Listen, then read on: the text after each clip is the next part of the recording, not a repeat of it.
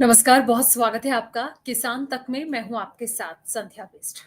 Bulletin की शुरुआत करेंगे और आज खबरों में जिन मुद्दों को लेकर बातचीत करेंगे, सबसे पहले बात करेंगे हम किसान आंदोलन से जुड़ी खबर का, क्योंकि लगातार सुप्रीम कोर्ट का दरवाजा जिस तरीके से हरियाणा सरकार खटखटा रही थी और ये कहा जा रहा था कि किसानों के द्वारा जो बॉर्डर बंद किए गए हैं उनको खुलवाने का प्रयास किया जाए, जिसको लेकर सुप्रीम कोर्ट का एक बयान सामने आया है। क्या कुछ कहना है वो आपको बताएंगे। अगली जो खबर होगी वो किसान नेता गुरनाम सिंह चडूनी को लेकर है, जहां पर उन्होंने हरियाणा चुनाव को लेकर बड़ी बात कही है और किसानों के भी लड़ने की बात उनके द्वारा कही गई है। क्या कुछ उनका बयान है वो आपको सुनाएंगे। और एक खबर जो है वो मध्य प्रदेश से, जहां पर आपको बता दें कि किसानों का गुस्सा फूटा है। वहीं आखिर में बात करेंगे हम देश भर के किसानों, देश भर के मौसम को लेकर। तो शुरुआत करते हैं बुलेटिन की। सुप्रीम कोर्ट ने शंभू बॉर्डर को आंशिक रूप से खोलने का आदेश दिया है। बता दें कि सोमवार को सुनवाई हुई, जहां सुप्रीम कोर्ट ने कहा कि शंभू बॉर्डर पर यात्रियों के लिए एक एक लेन खोली जा सकती है। सुप्रीम कोर्ट ने पंजाब और हरियाणा के डीजीपी को बॉर्डर खोलने के लिए एक सप्ताह के भीतर बैठक करने को कहा है, रणनीति बनाने को कहा गया है। और ऐसे में आपको बता दें कि सुप्रीम कोर्ट ने यह भी कहा कि राजनीतिक समिति किसानों से बात करेगी और मुद्दों को सुलझाएगी। इसी को लेकर केंद्र और पंजाब ने भी नाम सौंपे हैं। सुप्रीम कोर्ट ने कहा कि हाई कोर्ट ट्रैक्टरों की पार्किंग के लिए नहीं है। हाईवे को एम्बुलेंस के लिए आंशिक रूप से खोला जा सकता है। जो सेवाएं हैं, पढ़ने वाले छात्र छात्राओं को, आसपास के क्षेत्र के दैनिक यात्रियों को इसे खोला जा सकता है, क्योंकि उन्हें काफी दिक्कतों का सामना उठाना पड़ता है। तो शंभू बॉर्डर पर महीनों से किसान जमे हुए हैं और उनका दावा है कि हरियाणा सरकार ने उन्हें आगे बढ़ने से रोक रखा है, लिहाजा वे दिल्ली कूच नहीं कर पा रहे हैं, ये कहना है किसानों का। और उन्होंने ये भी कहा कि वे एमएसपी की कानूनी गारंटी की मांग कर रहे हैं, दिल्ली में विरोध प्रदर्शन करना चाहते हैं, लेकिन हरियाणा और केंद्र सरकार उन्हें आगे नहीं बढ़ने दे रही। शंभू बॉर्डर पर किसानों के जमे होने से आम लोगों को भारी परेशानी हो रही है, जिसको देखते हुए अदालत में यह मामला गया था। पहले हाई कोर्ट पर इस पर अपना फैसला दे चुका है।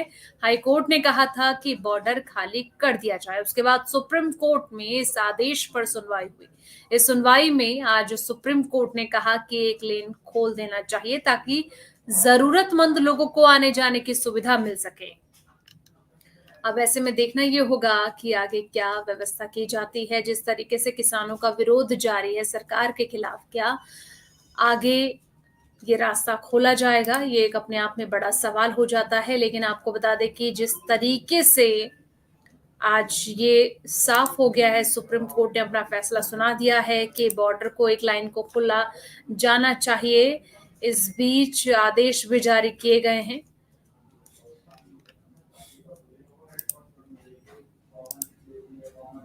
खबरों में आगे बढ़ते हैं, अगली खबर का रुख करते हैं। बता दें कि भारतीय किसान यूनियन चडूनी के मुखिया गुरनाम सिंह चडूनी और किसान नेता रमेश दलाल की तरफ से एक ज्वाइंट स्टेटमेंट जारी किया गया। इस बयान में मांग की गई है कि कांग्रेस पार्टी कम से कम 10 विधानसभा सीट उन किसान नेताओं को दे जो पिछले 9.5 साल से बीजेपी सरकार के खिलाफ प्रदर्शन कर रहे हैं। ये बात उनका कहना है, सुनाते हैं आपको उनका बयान। आप क्या कहना चाहेंगे? विनेश फोगाट के साथ अन्याय हुआ है और हम हर अन्याय के विरुद्ध हैं और हम सरकार की इस बात पर निंदा करते हैं और उनका हर तरह से सहयोग करने के लिए तैयार हैं। ये बताएं कि जो जैसे अब इस तरह की मांग उठ रही है कि भूपेंद्र हुड्डा ने भी कहा है कि इसको जो गोल्ड का सम्मान मिलना चाहिए, एक ये बात भी उठ रही है कि राज्यसभा में भी इसको लिया जाना चाहिए। ऐसा है जी, उसका असलियत तो देखो, जितना सम्मान लोग देते हैं, सरकार सम्मान दे ना दे, लेकिन भारत की जनता उनको सम्मान दे रही है और मैं तो ये कहूँगा कि बल्कि उनका फायदा ही हुआ है। अब हुड्डा दे, कोई और दे, उनको कोई ना कोई टिकट देने के लिए आगे आएगा। और अगर गोल्ड की बात है तो वो कोई गोल्ड के लिए नहीं लड़ रही थी, वो तो देश के सम्मान के लिए लड़ रही थी। देश का सम्मान तो उन्होंने अब भी किया है, देश उनका सम्मान करता है। जो आपकी बात की जाए, आपकी पार्टी पूरे प्रदेश में 90 विधानसभा से लड़ेगी क्या? देखिए, हमारी जो पार्टी है, जितना भी कोशिश हो पड़ेगा ज़्यादा से ज़्यादा उन सब सीटों पे लड़ेगी। समझौता किसी से करने की बात आई तो वो भी हमारे विकल्प बीजेपी को और जेजेपी को छोड़ के विकल्प खुले रहे। तो बीजेपी जेजेपी को छोड़कर किससे हो सकता है आगे? किसी से हो सकता है, चौटाला पार्टी से हो सकता है, या सभी इकट्ठे भी हो सकते हैं, कांग्रेस से भी हो सकता है। हमारे विकल्प खुले हैं। क्या क्या प्रमुख मुद्दे रहेंगे जो आप लोगों को? देखिए, प्रमुख मुद्दे तो हमारे सारे जितने भी मेरा वर्ग के मुद्दे हैं, उनमें चाहे गरीबों के लिए मकान बनाना हो, चाहे बेरोजगारों को 5 लाख रुपए रोजगार के लिए देने की बात हो, बुढ़ापा पेंशन 8,000 करने की बात हो, जो खेती के लिए 12,000 रुपये एकड़ देने की बात हो, जो कृषि यंत्र है उनको सोसाइटी बना के सबको फ्री देने की बात हो, तो या बरसाती पानी को बांध के उसको सिंचाई के लिए देने की बात हो, दुकानदारों के रेडी फड़ी वालों के लिए अलग से उनको जगह रेडी फड़ी वालों को और सभी को आर्थिक सहायता वो देने की बात हो, बेरोजगारों के लिए जो है वो उनका भत्ता और ज़्यादा रोजगार खोलने के लिए और जो उनकी नौकरी जो लगती सरकार देती है उनको डीसी रेट पे रखती है उसको बढ़ाने की बात हो, तो सभी जो मेरे वर्ग के मुद्दे हैं उन सभी को पे काम करेंगे। गुरनाम जी ये बताइए, जेजेपी पार्टी पहले गठबंधन में थी, अब अकेले चुनाव लड़ने की बात करती है, तो कैसे देखते हैं? जेजेपी के साथ कोई समझौता ही नहीं करता, जेजेपी के पास कुछ बचा नहीं है, अकेले लड़ना उनकी मजबूरी हो। आप क्या कहना चाहेंगे? विनेश फोगाट के साथ अन्याय हुआ है और हम हर अन्याय के विरुद्ध हैं और हम सरकार की इस बात पर निंदा करते हैं और उनका हर तरह से सहयोग करने के लिए तैयार हैं। ये बताएं कि जो जैसे अब इस तरह की मांग उठ रही है कि भूपेंद्र हुड्डा ने भी कहा है कि इसको जो गोल्ड का सम्मान मिलना चाहिए, एक ये बात भी उठ रही है कि राज्यसभा में भी इसको लिया जाना चाहिए। ऐसा है जी, उसका असलियत तो देखो, जितना सम्मान लोग देते हैं, सरकार सम्मान दे ना दे, लेकिन भारत की जनता उनको सम्मान दे रही है और मैं तो ये कहूँगा कि बल्कि उनका फायदा ही हुआ है। अब हुड्डा दे कोई और दे, उनको कोई ना कोई टिकट देने के लिए आगे आएगा। और अगर गोल्ड की बात है तो वो कोई गोल्ड के लिए नहीं लड़ रही थी, वो तो देश के सम्मान के लिए लड़ रही थी। देश का सम्मान तो उन्होंने अभी किया है, देश उनका सम्मान करता है। जो आपकी बात की जाए, आपकी पार्टी पूरे प्रदेश में 90 विधानसभा से लड़ेगी क्या? देखिए, हमारी जो पार्टी है, जितना भी कोशिश हो पड़ेगा ज़्यादा से ज़्यादा उन सब सीटों पे लड़ेगी। समझौता किसी से करने की बात आई तो वो भी हमारे विकल्प बीजेपी को और जेजेपी को छोड़ के विकल्प खुले रहे। तो बीजेपी जेजेपी को छोड़कर किससे हो सकता है आगे? किसी से हो सकता है, चौटाला पार्टी से हो सकता है, या सभी इकट्ठे भी हो सकते हैं, कांग्रेस से भी हो सकता है।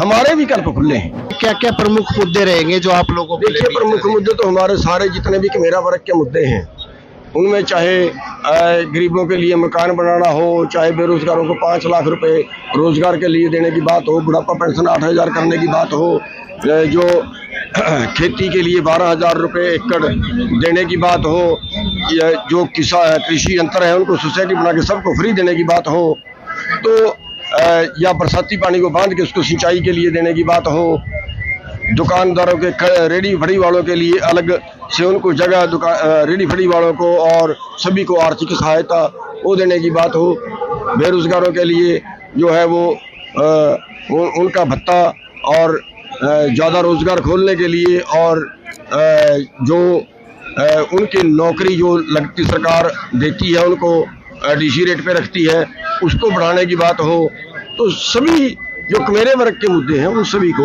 पे काम करेंगे। खबरों में आगे बढ़ते हैं, अगली खबर का रुख करते हैं। अगली खबर मध्य प्रदेश से। बता दें कि किसानों को आए दिन तरह तरह की परेशानियों का सामना करना पड़ता है। इस पर प्रशासन की लापरवाही उनके लिए और ज्यादा भारी पड़ती जा रही है। ताजा मामला जो है वो मध्य प्रदेश के रायसेन जिले का है। यहाँ यूरिया खाद के टोकन के लिए तहसील कार्यालय के बाहर सूचना लगाई गई, लेकिन जब किसान लेने पहुंचे तो तहसील पर कार्यालय में ताला लगा मिला और कोई अधिकारी मौजूद नहीं दिखा।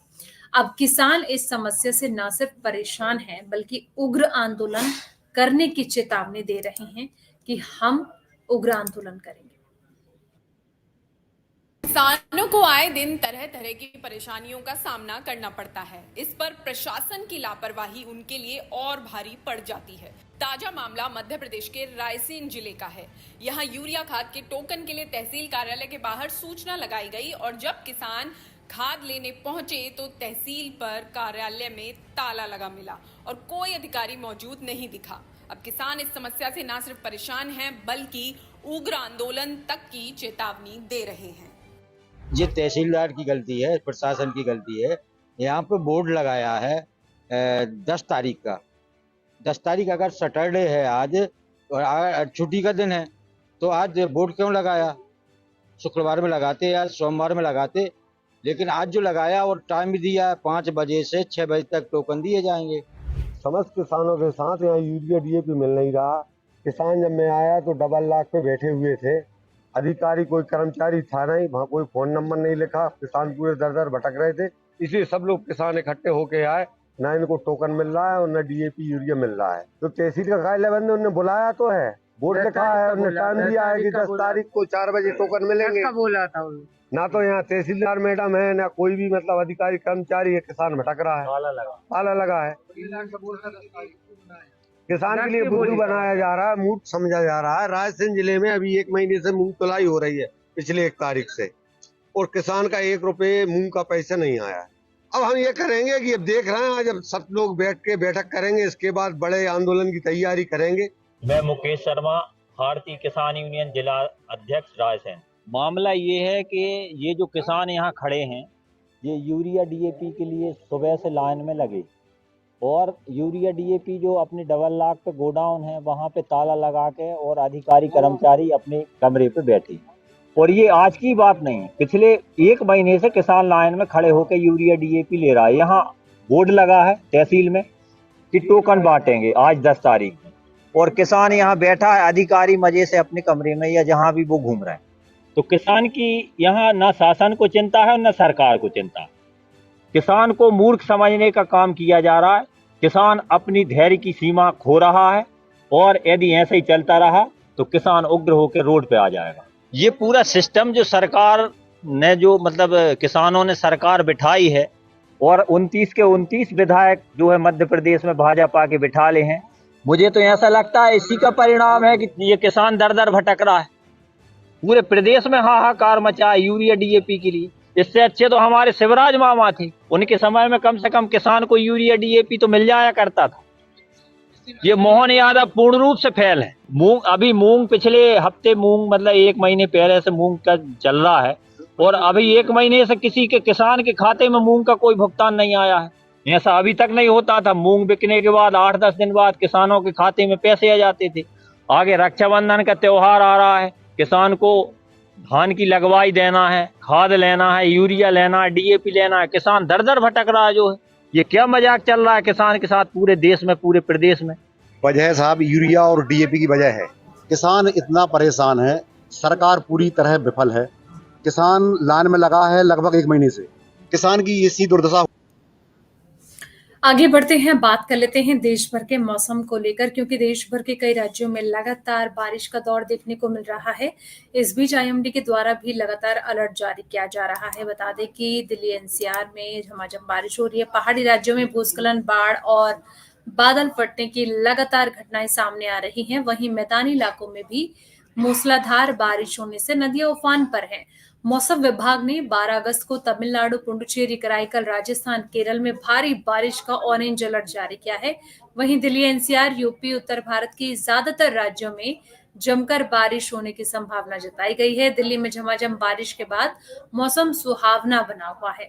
मौसम विभाग ने 15 अगस्त के बीच तेज बारिश का अलर्ट जारी किया है और ये भी कहा है कि अगले 24 घंटे के दौरान जम्मू कश्मीर, हिमाचल प्रदेश, उत्तराखंड, पंजाब, हरियाणा, दिल्ली समेत कई ऐसे राज्य हैं जिसमें कि राजस्थान हो गया, यूपी हो गया, एमपी हो गया, इन तमाम राज्यों में अच्छी खासी बारिश होने का अनुमान जताया गया है। और लगातार हम देख रहे हैं कि दिल्ली एनसीआर में झमाझम बारिश के चलते मौसम सुहावना बना हुआ है। लेकिन इस बीच आईएमडी के द्वारा ये कहा जा रहा है कि अगले 3 दिनों तक मौसम ऐसा ही जारी रहेगा, झमाझम बारिश हो सकती है। लोगों को गर्मी से भले ही राहत मिलेगी, लेकिन कहीं ना कहीं इसके बाद जब मौसम में परिवर्तन होगा तब थोड़ी बहुत गर्मी उमस लोगों को झेलनी पड़ सकती है।